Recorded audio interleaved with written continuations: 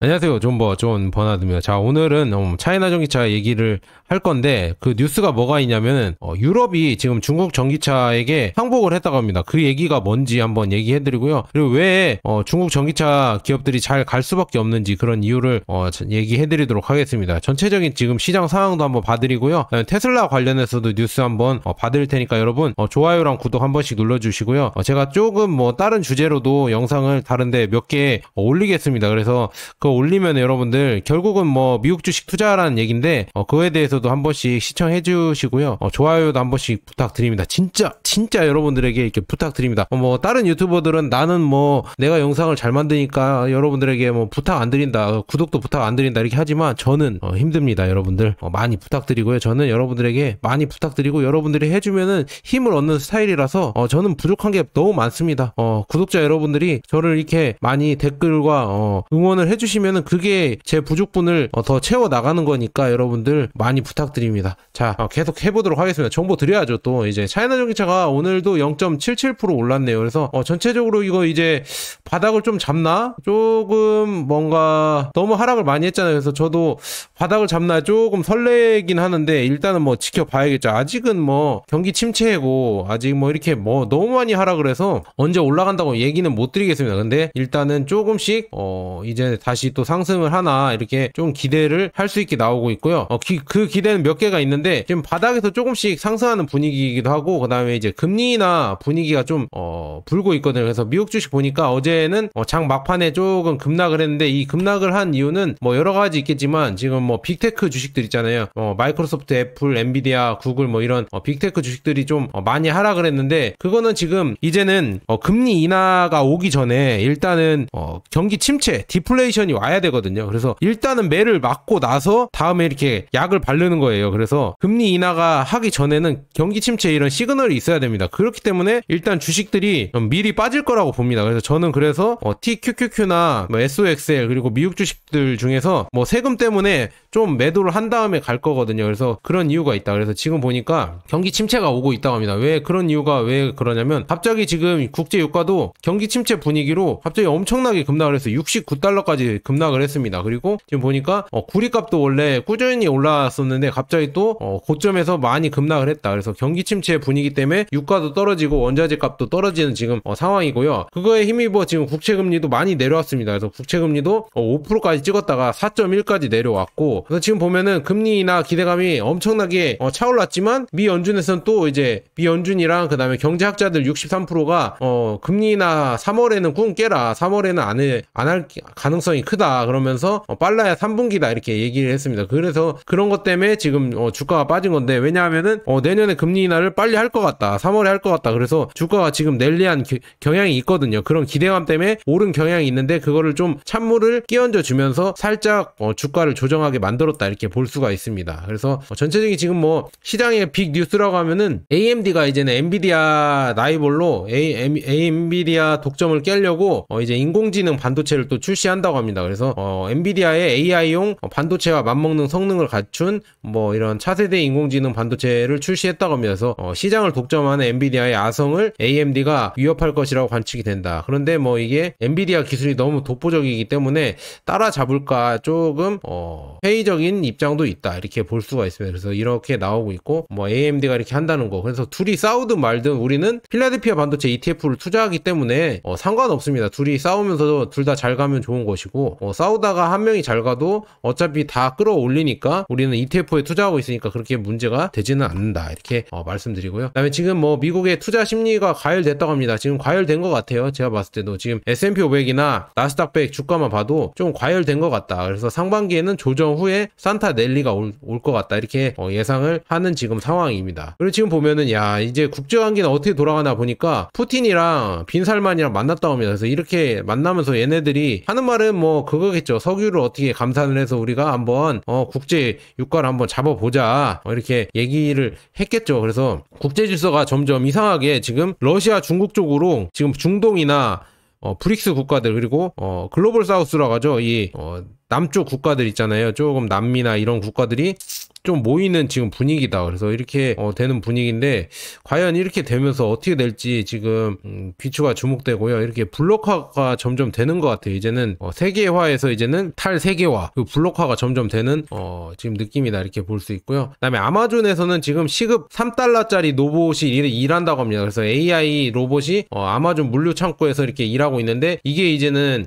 일자리를 뺏는 거 아니냐 이렇게 직원들이 노심초사하고 있다고 하는데 사측에서는 대체가 아닌 지원이다 이렇게 선을 그었다는데 이거는 뭐 지나봐야겠죠. 아마존에서 뭐 대체가 아니라고 하는데 모릅니다. 이거는 시간 지나봐야 알고요. 제가 봤을 때는 아마존은 이족보행 디지 테스트가 하고 있는데 디짓이라는 로봇이 테스트가 되고 있는데 이게 테스트에 성공하면은 당연히 직원들의 일자리를 대체하지 않을까 해서 로봇 시대가 열리고 있고요. 우리는 여기에 대비해서 어떻게 해야 되냐 이렇게 물어보시면은 저는 이렇습니다. 단순 업무는 이제는 로봇이 거의 다 할 텐데 우리는 단순 업무보다 조금 고차원적으로 우리가 개발할 수 있는 이런 업무에 대해서 좀 연구를 해봐야 된다. 그리고 로봇이 그래도 따라할 수 없는 이런 거 있잖아요. 특히나 아마도 이렇게 재미를 주는 유튜버들 있잖아요. 유튜버나 BJ라고 하죠. BJ들이 오히려 이제 더 뜰 것 같습니다. 왜냐하면 로봇이 그런 감정은 따라하기가 힘들기 때문에 정서와 감정은 따라하기가 힘들기 때문에 그런 쪽으로는 이제 더 많은 일자리가 생기고 더 많은 이렇게 수요가 생기지 않을까 이렇게 보고 있습니다. 그런데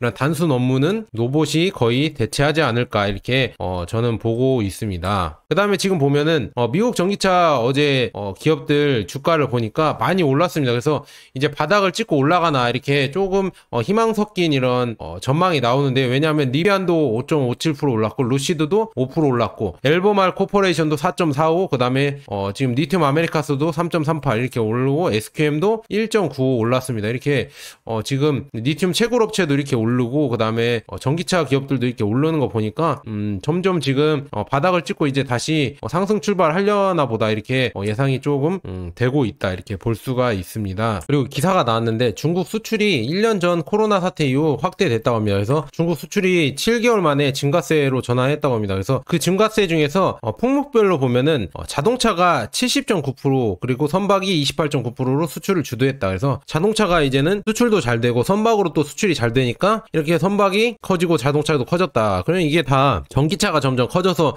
그런 것 같고요. 그 다음에 지금 중국에서는 국민연금 있잖아요. 중국 국민연금이 3,000선 깨진 증시를 살리기 위해서 주식 비중을 40%로 늘리겠다 이렇게 나왔습니다. 그래서 상하이 지수가 3,000선을 깨트리는 등 주식시장 하락세가 지속되자 중국 정부가 증시 부양에 안간 힘을 쏟고 있다. 그래서 국민연금 성격의 사회보장기금 주식 투자 비중도 40%로 확대할 것으로 알려졌다. 그래서 40%로 확대한다고 하면은 앞으로 뭐 자금이 투입되면서 이렇게 보면 될 것 같아요. 이 시점이 거의 바닥이고 이제는 주가를 살리려고 중국도 하고 있다. 이렇게 볼 수가 있습니다. 그러면 앞으로 이제 뭐 차이나 전기차든 중국 관련 주식들도 이제 바닥을 찍고 오를 분위기가 오고 있다. 그리고 이제 유럽 얘기 해봐야죠. 그럼 시진핑 대표가 지금 중국이랑 유럽이랑 경제 동반자라고 이렇게 얘기하면서 EU 대표들을 만났다고 합니다. 그래서 지금 중국 베이징 국빈관에서 지금 EU 정상회담이 열렸다고 합니다. 그래서 중국이랑 EU 유럽연합이랑 정상회담이 열렸는데 시진핑이랑 지금 EU 집행위원장이랑 지금 그리고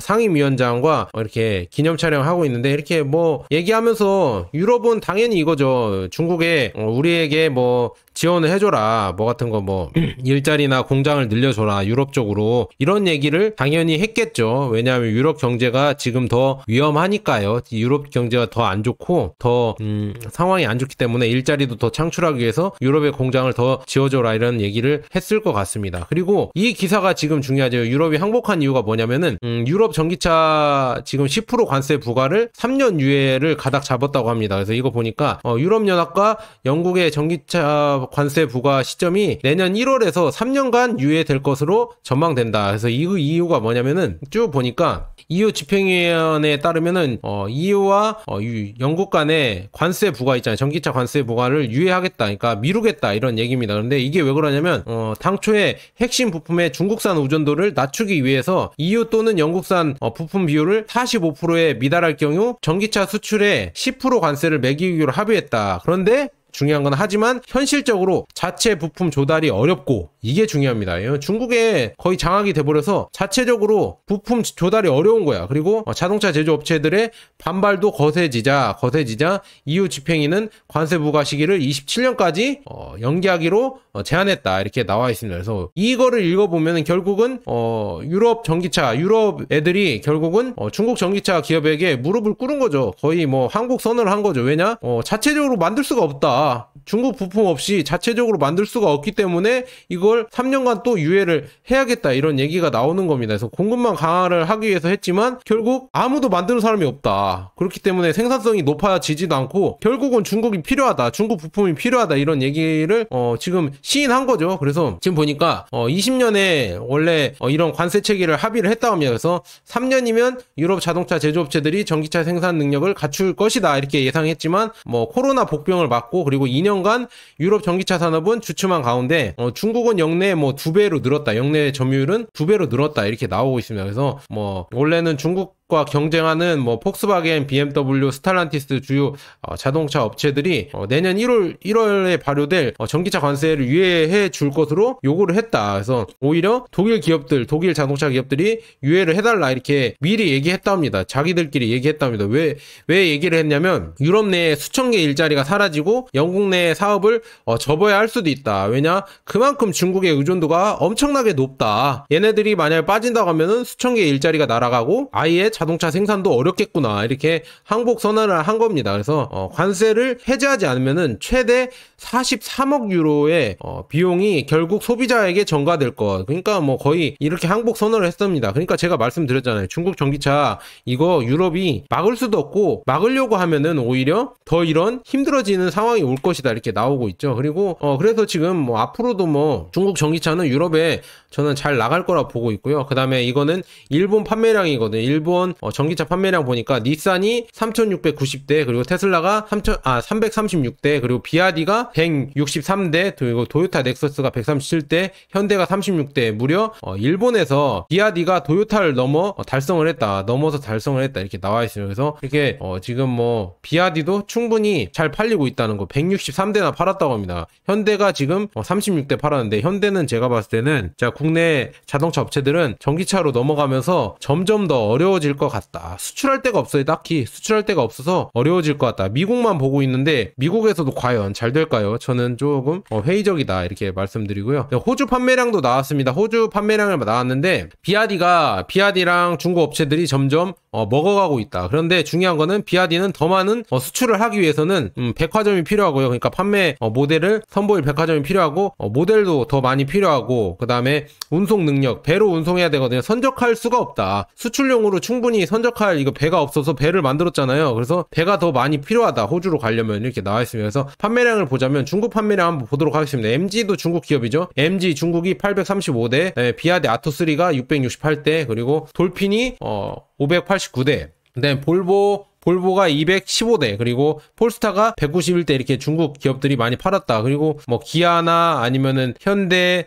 아이오닉 뭐 6, 5, 코나 뭐 이렇게 팔렸다는데 이것보다 훨씬 많이 중국 기업들이 팔고 있다는 게 고무적이다 이렇게 볼 수가 있고요. 그다음에 비아디는 지금 보면은 전자 기업이 있잖아요. 전자 기업이 계속 세미컨덕터 반도체에도 기판을 계속 만들고 있다고 합니다. 그래서 이런 식으로 만들면서 점점 발전하면서 고객사를 많이 확보하고 있다고 합니다. 동처디 테스트를 보니까 지금 보니까 전자식 브레이크도 만들고 있고 그다음에 푸디테크가 계속 푸디전자가 만드는 게 여러 가지가 있다고 합니다. 그래서 전자 조약 및 제동 분야에서도 경쟁 우위를 점하고 있다. 그래서 이런 고객사를 갖고 있다고 하는 비아디는 당연히 갖고 있고 뭐 여러 샤오펑이나 체리도 있네요. 그리고 베이징 자동차, 니오, 리오토, 뭐 아이토, 도요타 뭐 여러 기업들 있잖아. 포드, 폭스바겐, 닛산 다 있네요. 이 기업들에게 이런 조향 장치나 이런 전자 제품 이런 것도 지금 비아디가 고객을 확보하고 있다. 그러니까 비아디는 완성차도 하고 배터리도 만들어서 이렇게 다른 완성차 업체에 매출을 올리고 그 다음에 이런 전자기기까지 또 만들고 반도체도 만들면서 또 거기에도 매출을 올린다. 그러니까 비아디는 진짜 나중에 가면 진짜 애플 플러스